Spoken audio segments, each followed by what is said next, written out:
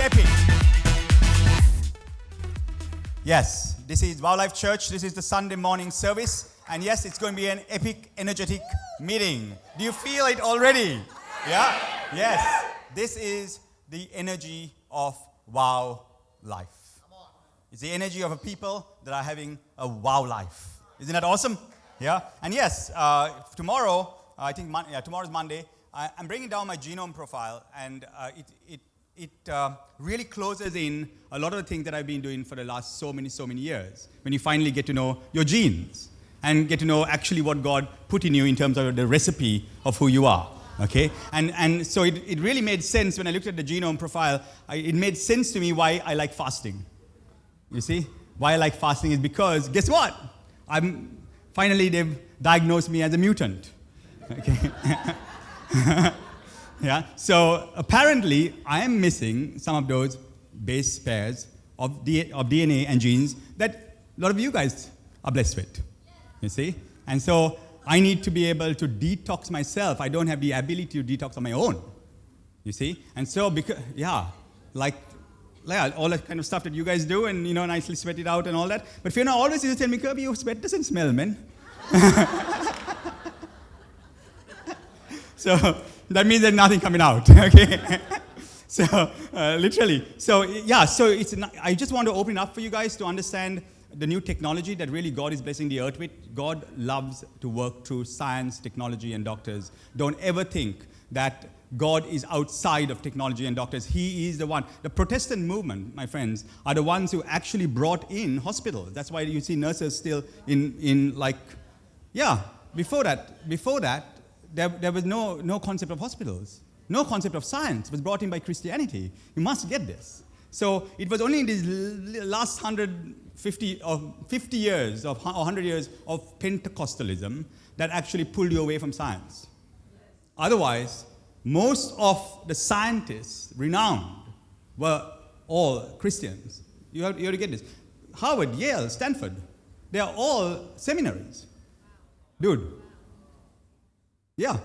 Those are all for seminaries. Why? Because science was empowered and grown through the Protestant movement. Before the Protestant movement, things were written in different languages. The Gutenberg press wasn't out. People couldn't read English, German, or anything else. It was all in Latin, even science. Do you understand that? And then the Protestants pushed for illumination, because they knew God is in science. Now, I'm going to talk a bit about that, because you have to understand the difference between church, why you come to church on a Sunday morning, you feel this energy, you feel really good. What is this about? Why am I teaching on this one message? It's called the body, the Son, and the bride. Yeah, I'm talking about the body of Christ. This message is called the body, Son, and bride. And I'm talking a lot about the body, community. And many of us will think that the body of Christ is just us. But I beg to differ. The body of Christ is something that is being revealed, not concluded on. The body of Christ is a process of revelation, not concluded on. There are people, a part of your community and body, that are still not come in. But when you see them, you realize, dude, my hand, where were you all my life? No wonder I couldn't pick that thing up properly. And you wonder, my speed, why wasn't I moving fast in life? Why didn't I get what I want in life? And you realize that you were missing your toes or your feet. It's hard to run without toes and feet. I've got one missing. Right? Nothing to do with DNA. You just do with horses, okay? And stupidity, both put together. Horses and stupidity put together means you lose a couple of toes. So do you understand? The body is being revealed. You get it? The Son is being formed, and the bride is being married. Now, it's hard for someone who doesn't understand the body to be the bride. Do you understand that? To be the bride, you have to have a loyal, loving, virtuous relationship with your husband, with Jesus Christ. Do you understand that? Now, I don't say that everyone's the bride, but I do say that everyone has the potential to be a part of a community and be a part of the body. And then you progress up this ladder, and finally, you get married. And then you have only one. And you don't turn away ever again. You understand that? But everyone's not there. And the church is made out of all of them. And I welcome those who just walked into WOWLife Church. You might be a Hindu, Muslim. You might be a Christian. Right? You might be a Christian. My God, when you walk in here, you realize, dude, are these guys Christians? Or you check, am I a Christian? You know what I'm trying to say? Because our culture is different. Yeah? We love the expression that we have as WOWLife Church. And so there's so much potential to be a part of the body.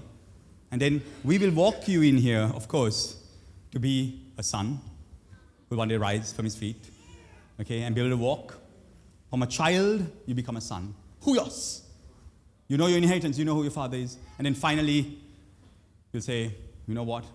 I love to get married to Jesus. That's absolutely Lord. And in a church, you get, and you have to allow all types. You can't put a category and say, no, you have to be a bride even before you have been dated.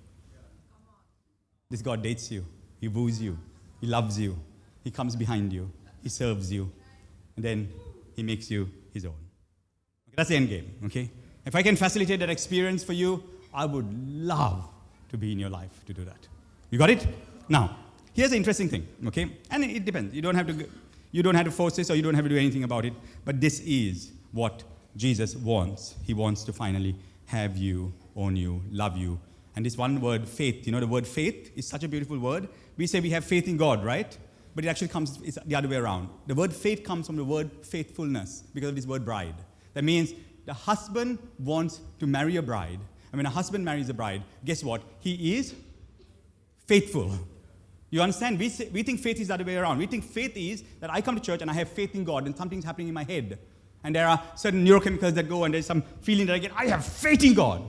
That's not the faith of the Bible. That is called zealotry.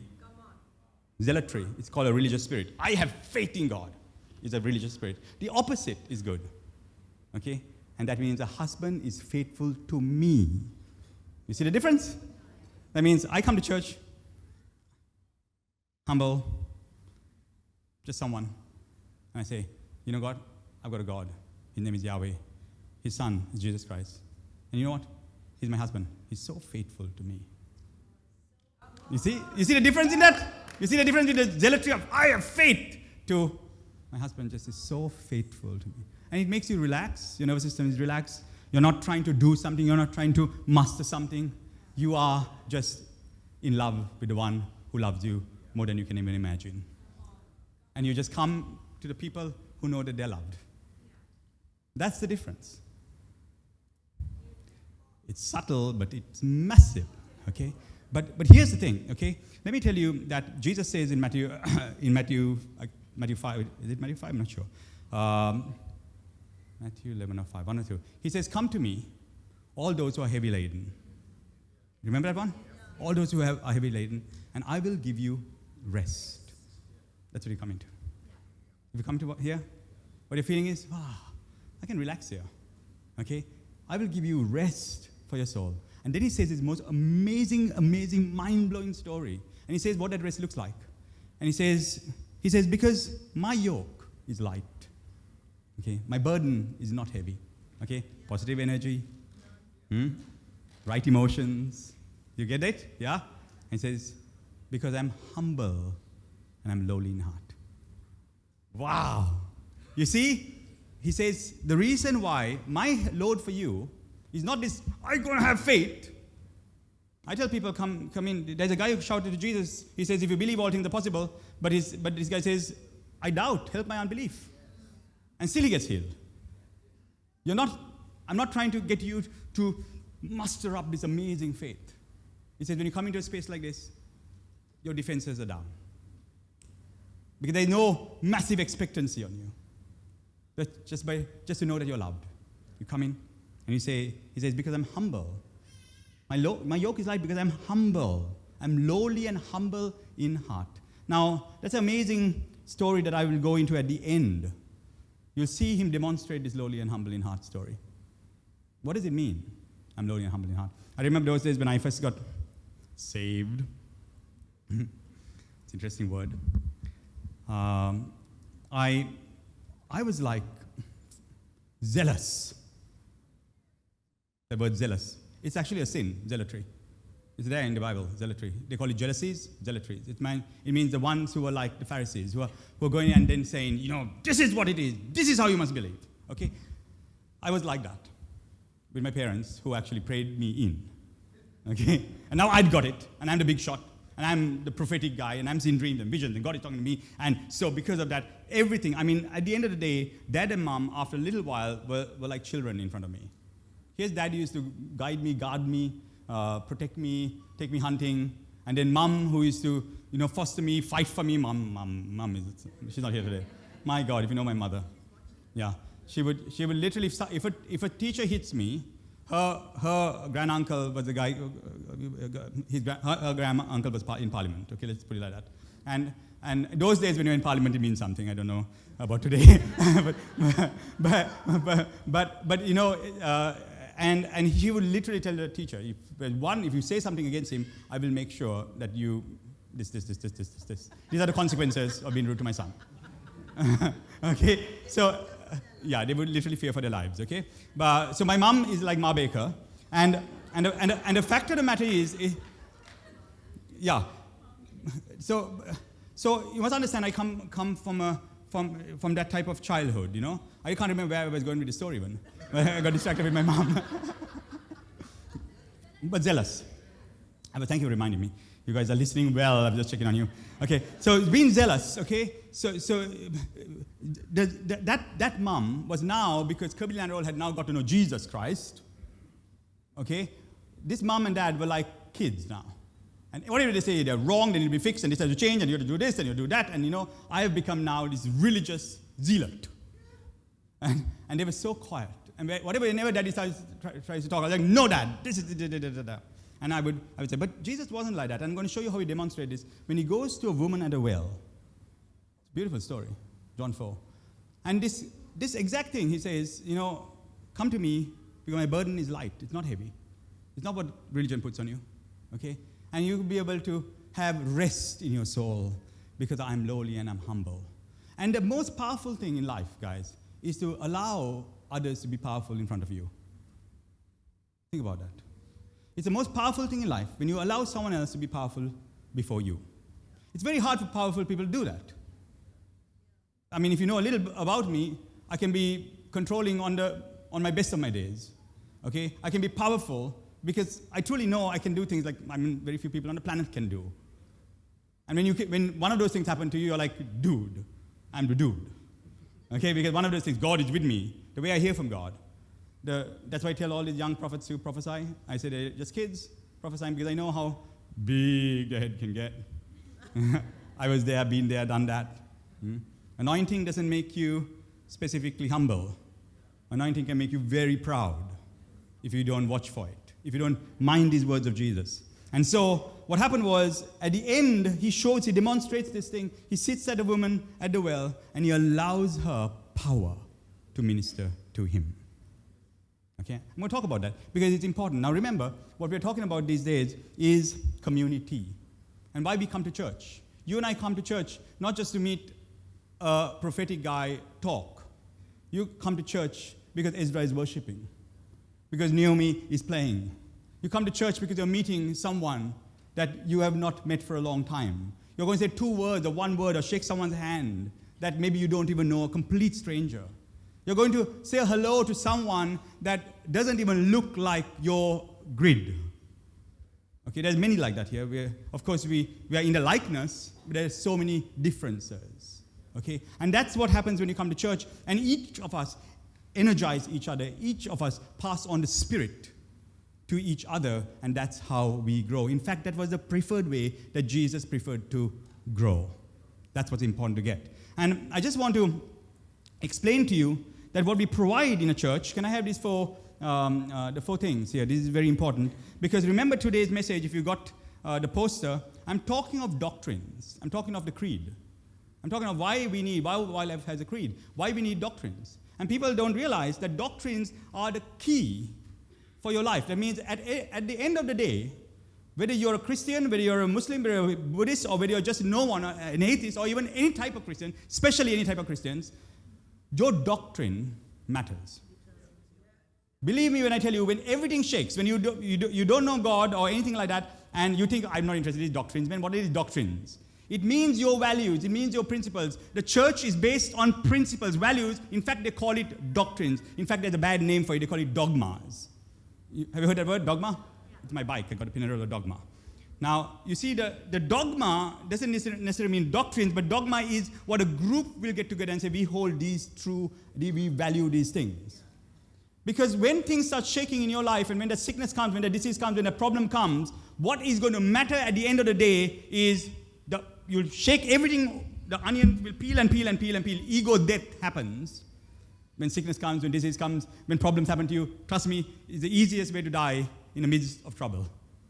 All that guy who was the big shot, finished. Okay? And finally, you'll get to the baseline foundation.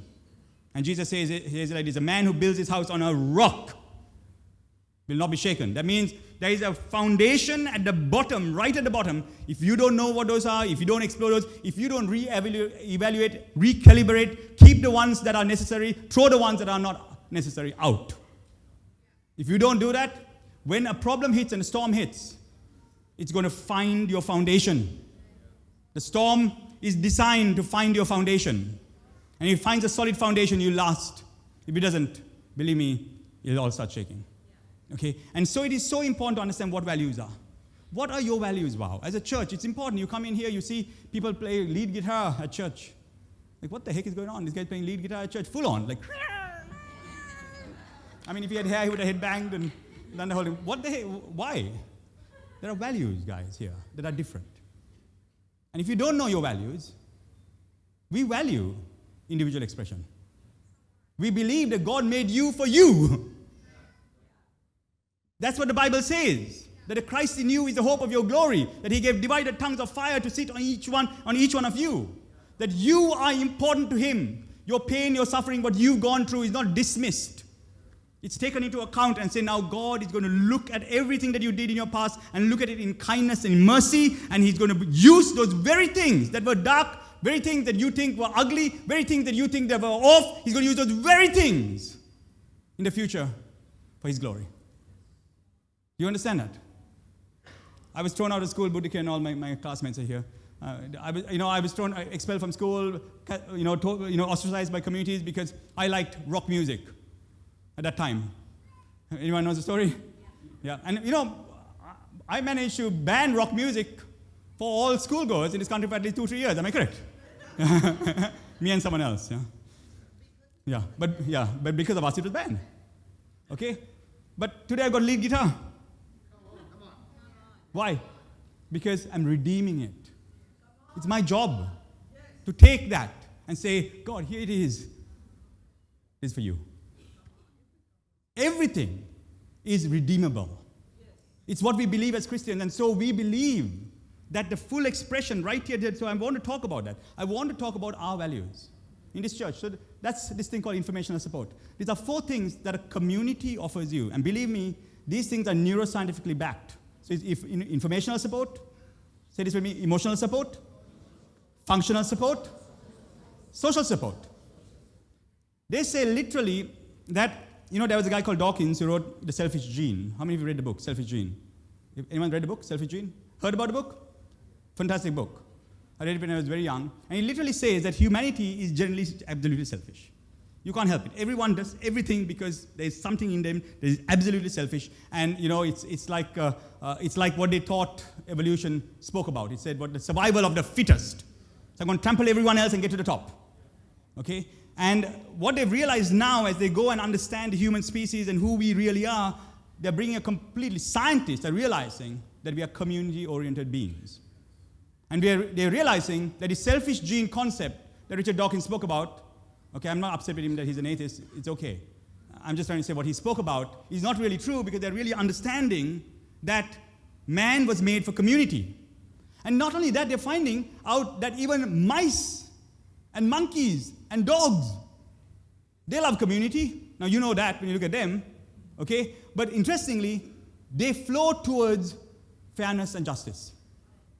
That means a dog will know in a house who's fair and who's just.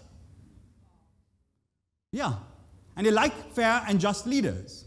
And they feel protected when there's fairness and justice. That's why when you have our doggies, you have to make sure that they know whose bed is what. How many of you have doggies? And you mark, this is your bed, this is your bed. Tomorrow you don't change the bed and give your bed, the boss's bed, to the lower guy, because he's like, dude, that's my bed.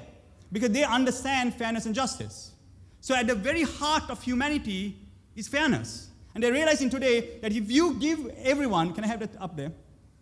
If you give anyone, any man, informational support, emotional support, functional support, social support, that when they feel safe, when a man feels safe, they've tested it out with kids. When a kid feels safe, he shares. Think about it. It's not like, kid, share, share, share. You just, before you tell him to share, he's not sharing because he feels it's going to be taken away from him. So he's going to hold on to everything he has because it's going to be taken away, because mom is going to say share. But if you give him all that, all this, he will naturally, they've said humanity and even other species, naturally, it's so natural for them to be fair and share their resources and love on each other. This is now science, guys. Why do we do church? The first thing that we support is this thing, informational support. That's what I'm doing here right now. Your doctrines, your information. What is it like to come to church every Sunday, forced by your mom and dad, to a God who's angry? Think about that for a moment. How do you enjoy church, huh? Go on. God is angry, God is punishing, God is in a bad mood. Okay, so when you go there, you go, shh, you walk carefully. That's how I went into chapel. Okay, but I kind of like chapel. I was brought up in church. My name is Kirby. But the fact of the matter is that others were terrified. Others walked in there thinking, oh my God, God is angry, God is upset, I can't speak up loud, I can't sing out loud, forget about lead guitar. So your informational support, when you have that type of information in deeply in your value system, when something goes wrong in your life, you know what you think? I did something wrong. God is punishing me. Anytime something goes wrong, the thing that I have with people is to get them to flourish is to break them out of condemnation. Break them out of accusation. There's a way to judge without accusation. Do you know that? And that's what WOW teaches. There's judgment without accusation. There's judgment there's evaluating. You can evaluate something. This is a iPhone. That is what is it? BlackBerry is like name or nothing. Samsung, BlackBerry is old, right? You can see how old I am, no? Samsung, okay? You don't have to say, I can't believe Apple is like, blah, blah, blah. You can say, Apple is like this, Samsung is like this. No accusation. And make an informed choice. You can come to this church, then you go to another church. No big deal. You make an informed choice. There's no need to accuse. You see, it depends on the type of God you think there is. If you think there's a God who's angry, punishing, okay, at every moment and every second, he's going to get angry, he's going to get a bad mood, he's going to punish you. If you have that type of information with you, and that's the doctrine that has been preached to you, then what's going to happen is that's the mood that you will be in. You got it? And you won't be able to help it because you will think that God judges, so that you will think that it is normal for you to judge because God judges through accusation. Come on, man.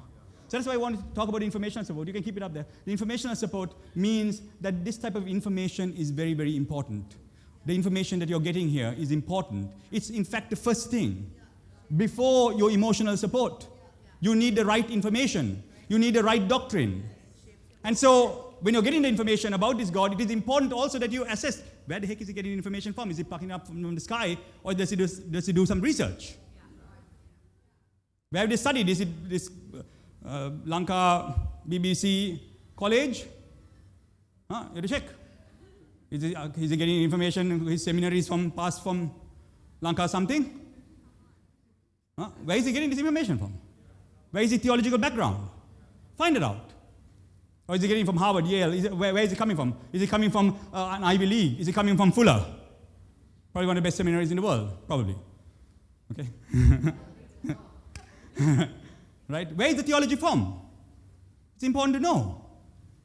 And when you know where the information is from, your quality of your life changes. Because you can go, I have, Pastor Raja is here from the National Council, I welcome you and honor you. Come on, give me a big hand.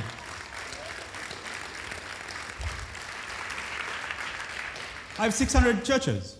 And the 600 churches, I can tell you what we are doing, Pastor Raja and me, what we are doing is revamping their mind.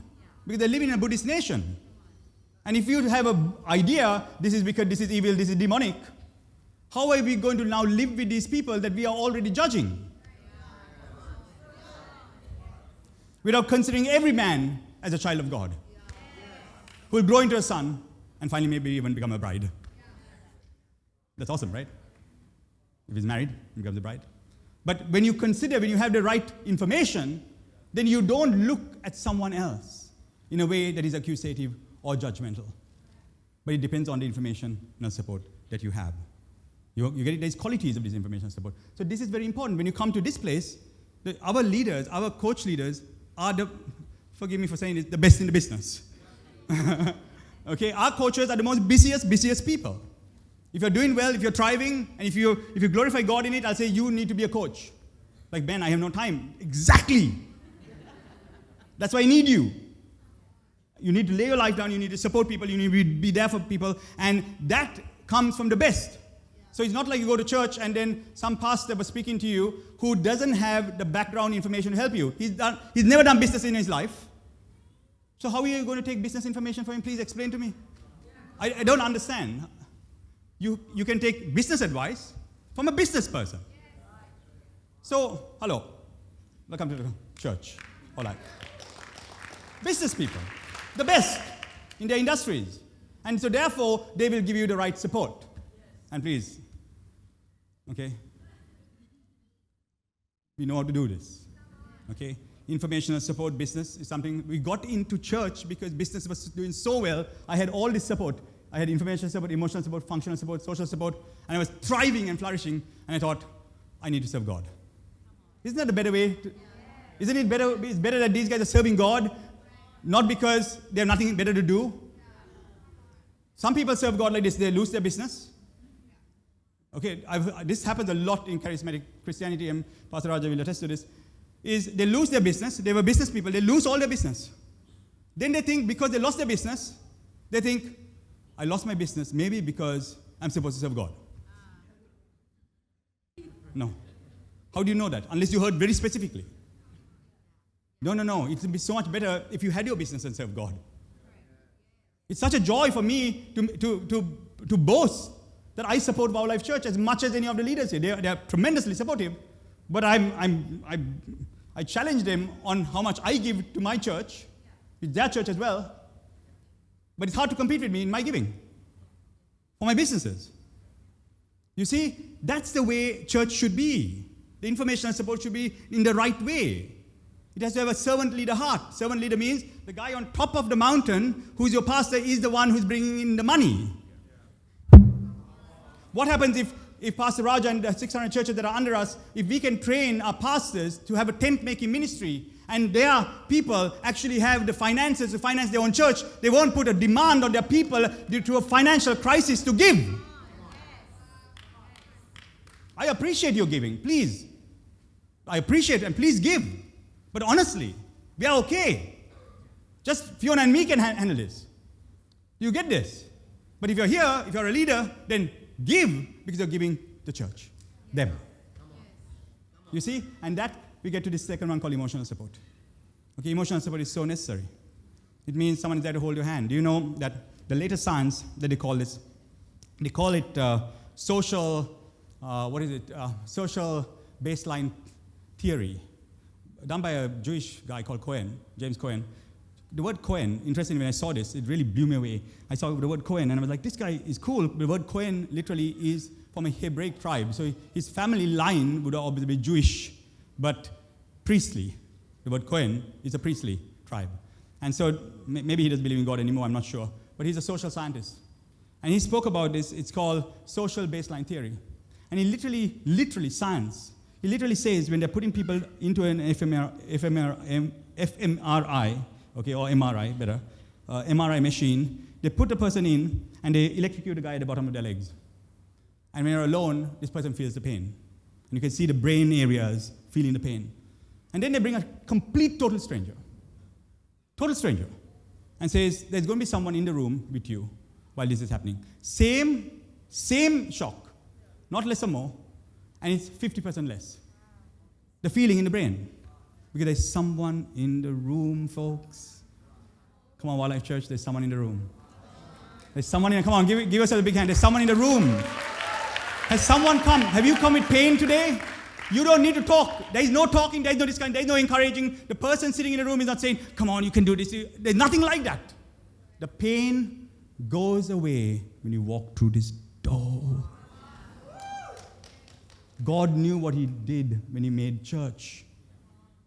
Diverse individuals. The word diversity comes from the Bible. It doesn't come from anywhere else. It's diverse tongues. Diverse tongues means individual tongues. And that diversity here brings in something that person, even if he's getting an electric shock, it is now science that his pain is reduced by 50%. But they say, if you bring a good friend who's really loyal in to the room, like your home coach, who's there for you, who calls you, they say it goes away by 70, 80%. Wow. And that's just by being in the room. But this one actually, now the one who loves you will actually hold your hand. And they say 80, 90% of the pain goes. Lay your hands on someone right now. Come on, just put your hand on someone. I like how Chantal lays hands, yeah? How Chantal like this. You're his friend, no? Cousin. Lay properly, will you, Baba? Yeah.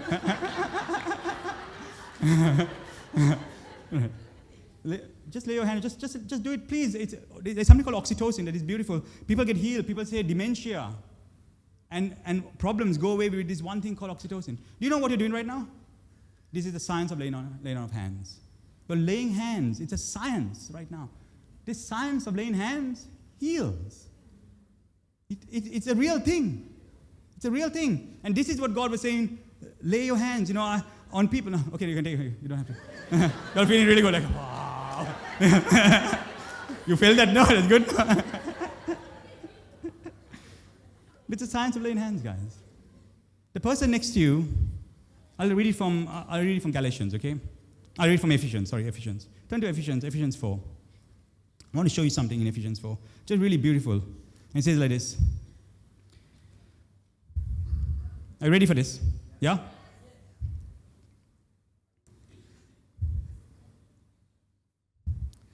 And we'll have it here from verse 12. Now we're talking of apostles, evangelists, prophets, all that, okay? All these guys. And what was the reason why we have everyone? Verse 13. Now remember I spoke about the body, the son and the bride, okay? It's a growth process.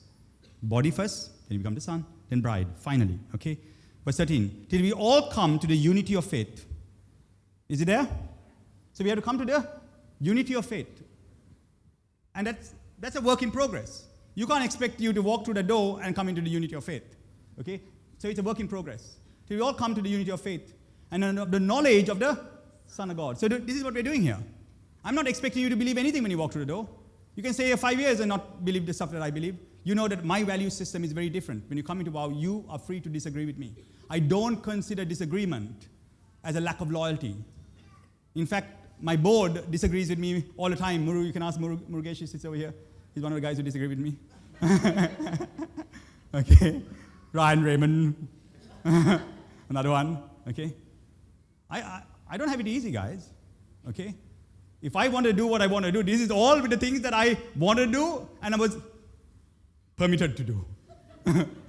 All this that you're enjoying. Just imagine if they allowed me to do anything I want to do.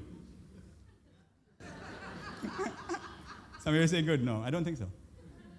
I think their no's have changed me and kept you safe. Okay?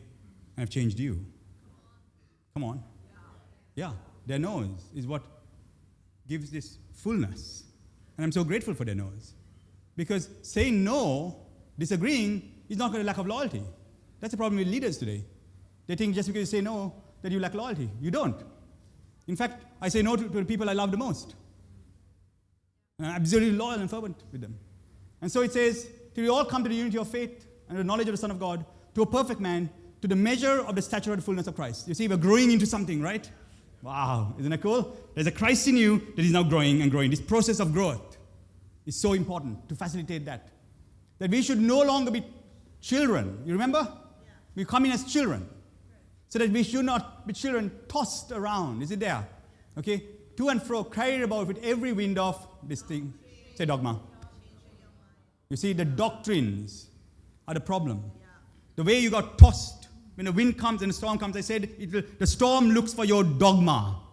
The storm looks for what is at the bottom of the onion. The storm looks at what is the foundation. And if you find a false foundation, you're finished. If you find, when you're sick, the first thing, the hardest thing to heal people who are sick for me is the first thing I touch is their dogma.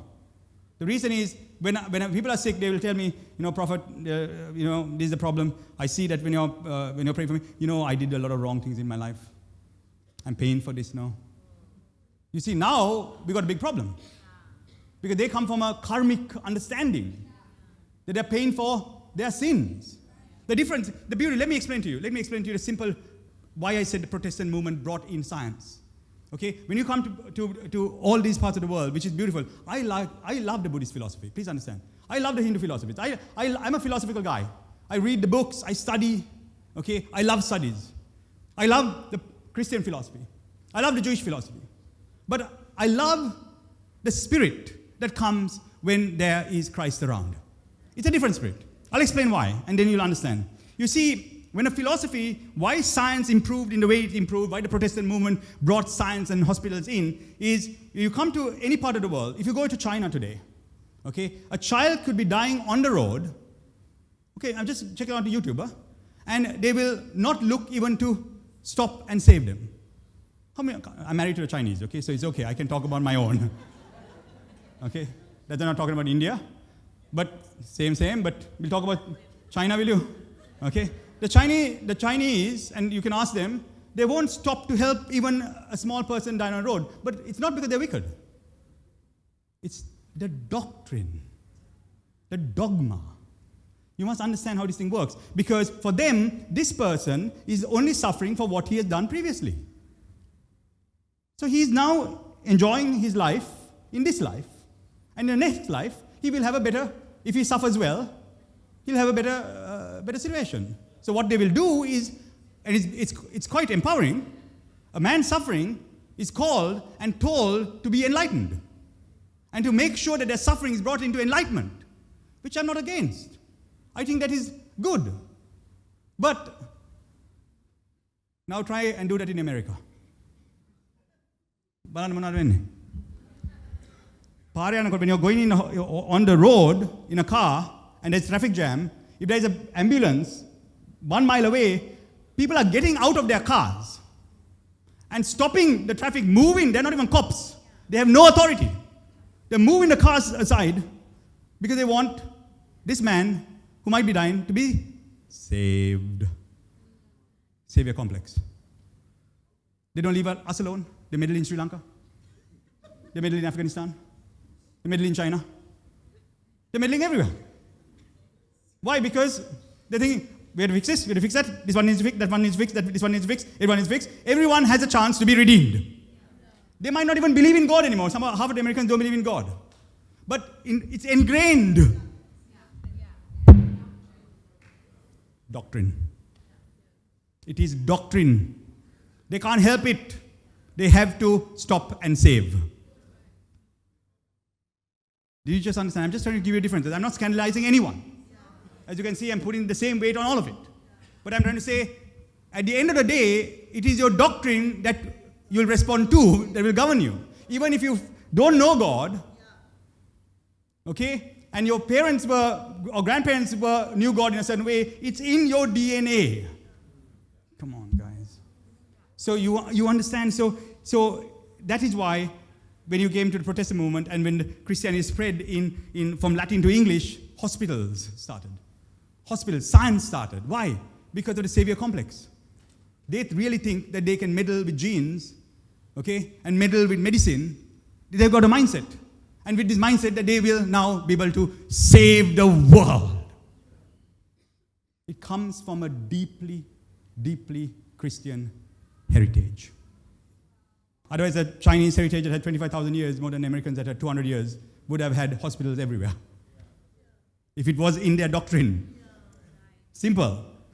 They wouldn't have had temples. They would have had hospitals. Americans forgot about the church and built hospitals. Solution. And they've thrown out God and they're going into science.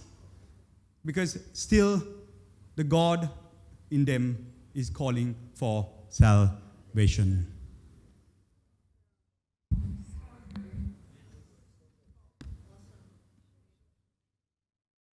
Doctrines are important. What you believe in is important. When you come to this church, what I value is important. I value your full expression. I think you're cool. I think you're cool. I like you. When you walk through the door, I find out about you. You see, I like Trevor's fashion. And I like Ajay's fashion. They're worlds apart, but I like both of them. Trevor doesn't like too much cognitive load. So he just likes one style all the time. He doesn't mind too much of cognitive load. He had his bright shirts once in a while, yes. Okay? No, but not brightness, but it's same, Yeah. And you see others, like Philip is coming us wrong. Okay? And that's completely okay. I like that. Because this place values things according to the word and according to what we call our dogmas. And we're different. You see? And that difference is so, so important. And that's why I want to focus on what are the values. We like being fit. We're going to Ironman. In Dubai, we took 25 teams to Ironman. In Sri Lanka, we had 60 people taking part in Ironman from a church. Come on. That has to do with the doctrine. I'm not going to just only get you to meditate. Of course, I like to meditate. I meditate for hours. And so I'll get you to meditate, but not only will I get you to meditate, contemplate, all that, but I will also say, hey, we're going on a bike tomorrow, someone's jogging tomorrow, people are working out, and then you start getting fit. Why? Because the doctrine that I believe in says that Jesus Christ came to bring you the kingdom, not take you to the kingdom. Let your kingdom come on the earth. I'm not trying to take you to heaven. I'm trying to bring the kingdom on the earth. Come on. With you and me. And that means sickness, disease, long life. He says, I come to give you life and life that more abundantly. That's the Jesus I believe in. You see? And that's the Jesus you believe in. And so when you get rich, we don't scorn at you. When you are successful, we celebrate you. When you're rich, we don't think, oh my God, you've lost your anointing, or when you're successful, we don't say, oh my God, you've gone to the world. We say, no, the kingdom of God is here. Amen. Come on. The Jews had no concept of this poverty thing that people think that, of course, I mean, if you are poor and you're depending on other people for money to help others, some people's bright idea is that, I got a bright idea, I want to become a priest. Good. What do you want to do? I want to help people. Very good. How are you going to do that? I'll take the money from you and give it to them. How does that work? That's not a good idea. Okay? So the idea is that when the servant who is rich is on the top, but you remain a servant, no matter how influential you get, no matter how rich you get, we celebrate you because you are to do with community. It's our values, man. Functional support, emotional support, I don't have to go there. Functional support, social support, these are important. Functional support is, I can call Roshit anytime, or you can call Roshit anytime, okay? And he'll send a team, he won't come himself. But you can call certain groups here at any time, and they'll be there at your house at 11 o'clock, 12 o'clock, 1 o'clock, no matter whatever time. There is functional and social support. If you're stranded somewhere, this community is there for you. That helps you thrive. And when you feel safe, guess what? You're a kid who has everything and he starts sharing. When those 4 things are established, informational support, emotional support, functional support, social support, when they're established in someone's life, he can thrive. He doesn't have to look after himself because he's now in his fullest expression. When you're in your fullest expression, the first thing that happens is you come into your expression and you say, I can be myself here. I feel safe. Do you know what it does to your nervous system to come to a place where you're safe? That you don't have to defend yourself? That you don't have to perform? Even when you go with your friends for a drink, come on guys, I have friends that are outside of the circle, but still you have to put something on, no? You have to be somebody, right? Come on, do you know how tiring that is? How tiring, not that you're not that person, but you have to constantly do it, and then you come home and you think you went for a break, but when you come home and you're like, oh, that was tiring. You see, I can't handle being with friends like that. You know, that always, it's like a demand on your righteousness. You're a pastor, no? What are you having? You're having a glass of wine. Why, you're a pastor, no? Dude, the best brewers were from the seminaries, man. Haven't you watched Robin Hood? What is Friar Tuck? Yeah, you're not supposed to get drunk. That's a completely different story. I don't get drunk. Have you ever seen me drunk? But of course, I have a glass of wine. And I won't look at you like you're something wrong with you. You see, when you have to perform for people, it tires you, man. But you come into a place like this, the guy's playing lead guitar, okay? You're like, whoa, this place, man. Look at the energy, the music is awesome, they're playing house music. And of course, worship music, all mashed up together. You're like, wow, I can be me, I can be free. And you feel safe. And when you feel safe, the first thing that happens is, you know what? Your defenses are recalibrated. That is the best thing that ever. That the way you fight, the way you accuse, the way what you did before, the way you defended yourself before changes. It's so good. Because if you feel safe, the way you defend yourself changes, guys. Man, when you feel safe, you express yourself. The way you defend yourself changes, and again, your thinking changes. Your emotions change. Your nervous system changes. And the world around you changes. Because you feel safe. If you bring those 4 things into a person's life, he will flourish. And naturally, the child shares. So what we do here is support you in all these things. We truly believe that your latter days will be more glorious than your past. We truly believe that. You can be 70, 80 years old and we say you're going to have a long, abundant life. When people are 70, we say, life is just starting, man. Trust me. Okay, I mean, how old was Moses when he went to save Israel? 80 years old. So the glory just increased and increased and increased. Because long life is your portion. That's why we are fit in this church.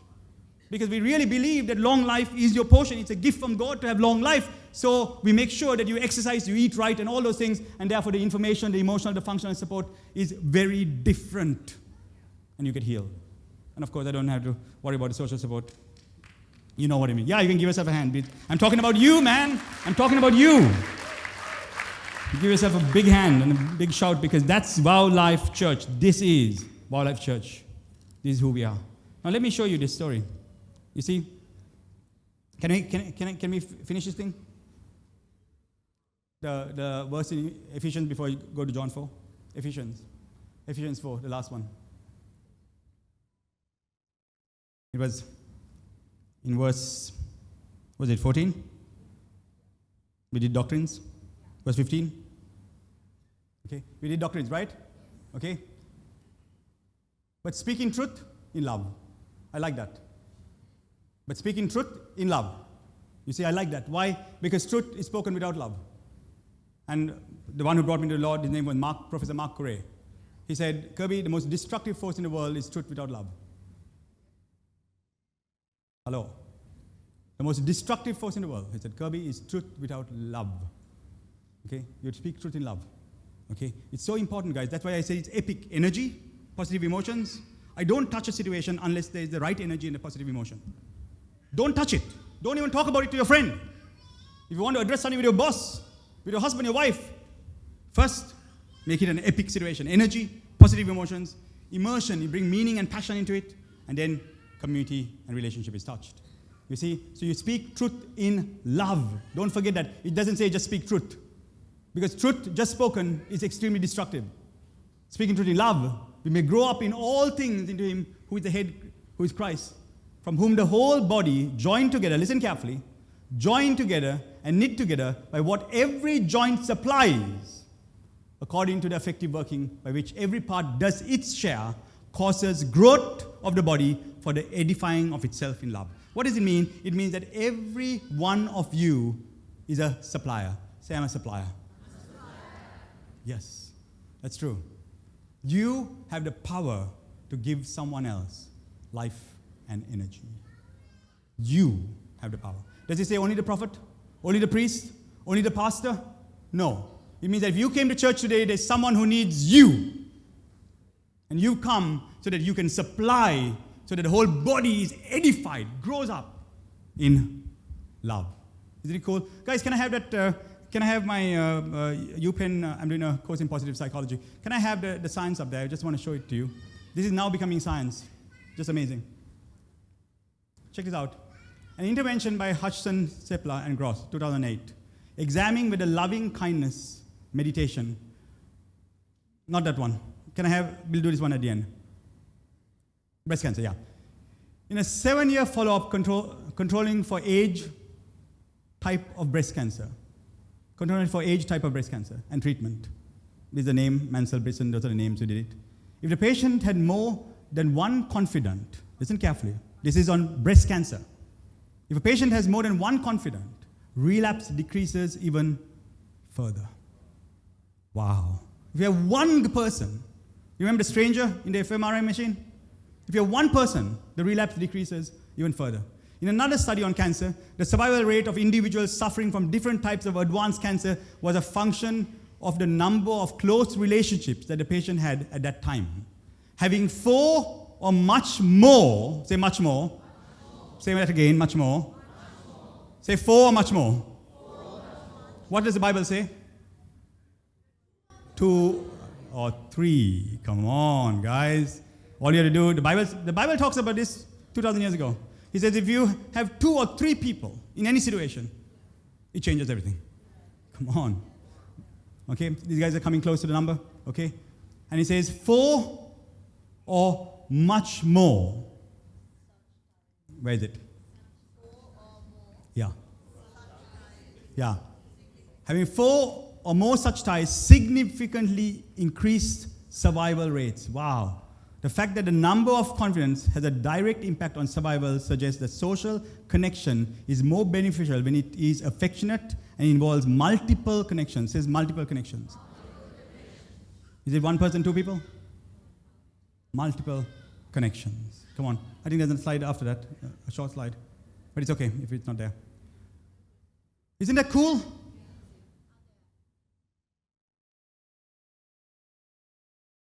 Okay. And it's in fact an even more powerful predictor of health than actual amount of social connections. Okay, this is perceived connection. The perception of social connection. The perception. That means if you think you're safe. I'm going to say it again. If you think you're safe.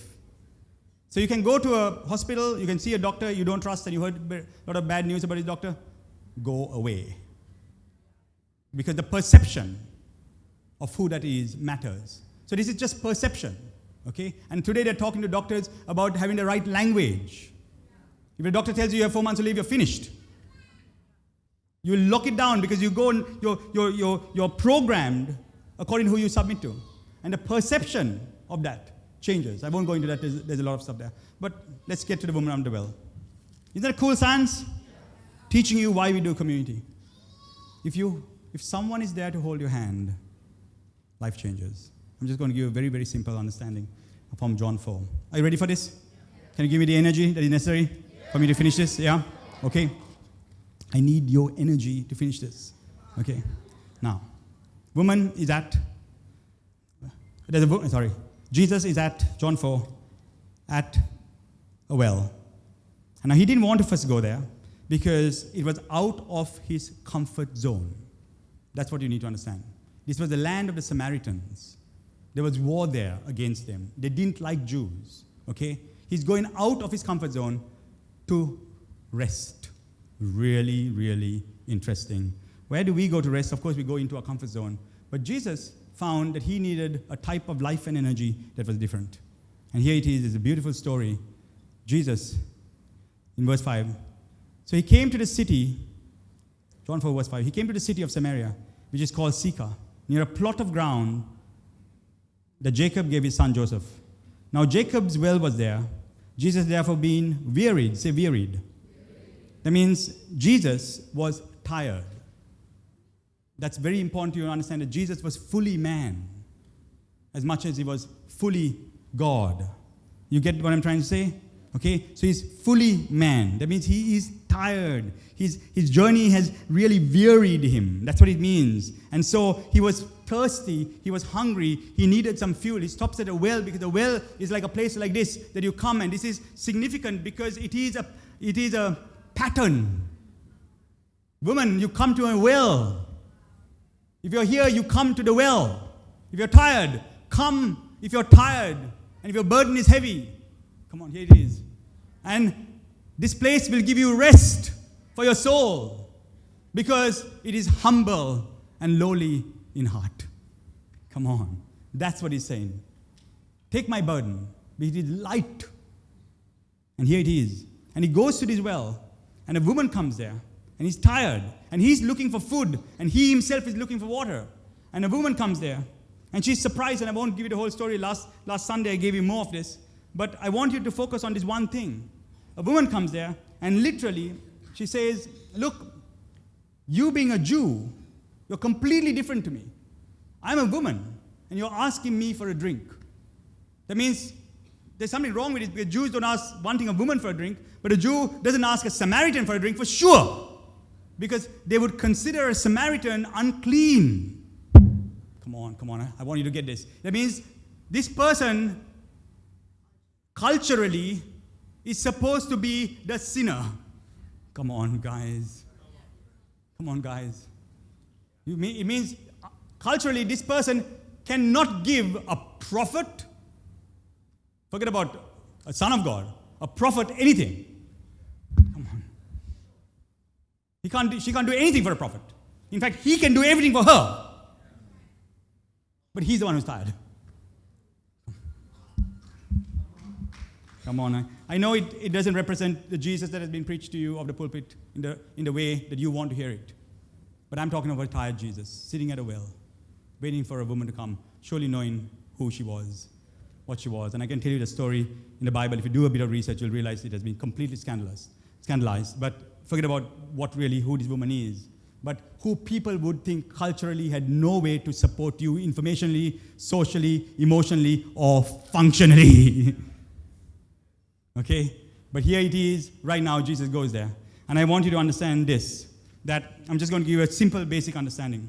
When a person comes here, ladies and gentlemen, when you came here, you walked here as an individual. When you're coming here as an individual, you are coming for something. Maybe life is going well for you. Maybe life is not going so well for you. You're trying to get out of an old pattern. You're trying to get out of an old story. You got hurt. You've been robbed. Life has been bitter. Things have gone wrong. And then you come to a church. So what you're looking for is to let go of an old pattern. Come on. Do you get what I'm trying to say? So when you walk through that door, your brain, how this thing works is you come in, but your brain and all your neurocircuits and the way you're made, it thinks when you walk in through the door, something shifts. You know why? Because all this time you would have been alone. You were a lone shark. You were like me. I've tried to make it on my own. Before I walked into church, I prayed on my own. I fasted on my own. I did everything on my own. And do you know that when you're alone, that's when you go for the donuts? Come on, how much of you know what happened in COVID, right? You put on a little more weight. Did you? Come on. Okay, you got a bit rounder. Why? You went for the donuts. Why do you think you go for donuts? Why can't you go for all the clean food?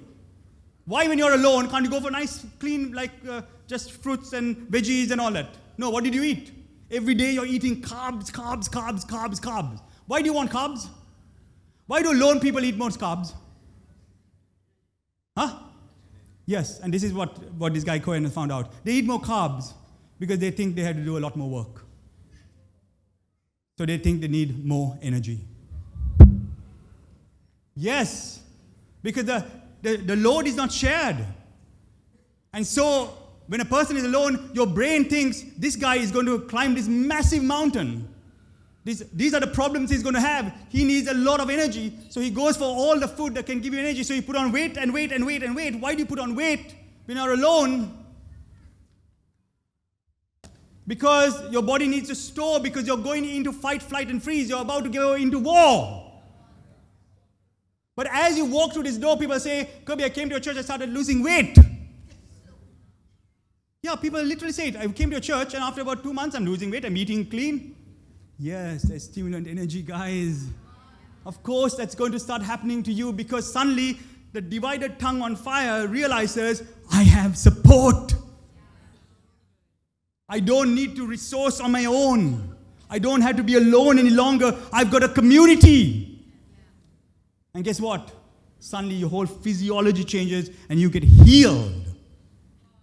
Do you understand it? And that is why it's so important to understand that someone else next to you has got something for you. It's not just me. Look around you. Each one of you has got something to supply to another. And if Jesus can do it, then surely any man of God and a challenging man of God around his country, and I got many of them, I'm trying to say, man, your problems walk through the door. Your problems. Your problems walk through your door. Not their problems.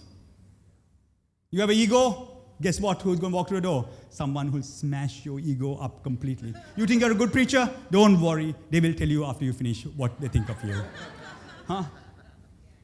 You think you got the stuff? Don't worry. Just as long as you're open to listen to your congregation, they will tell you, don't worry.